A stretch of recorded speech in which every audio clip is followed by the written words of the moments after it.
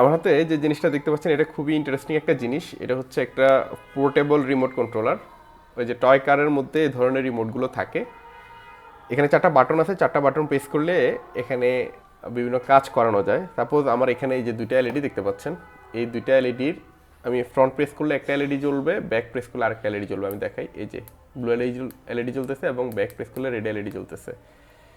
এইগুলো একটা দিক। আবার এই যে একটা মোটর এখানে রেখেছি, দেখেন মোটরকে সামনে পিছনে কিন্তু ঘোরানো যাবে এটা দিয়ে। এই যে,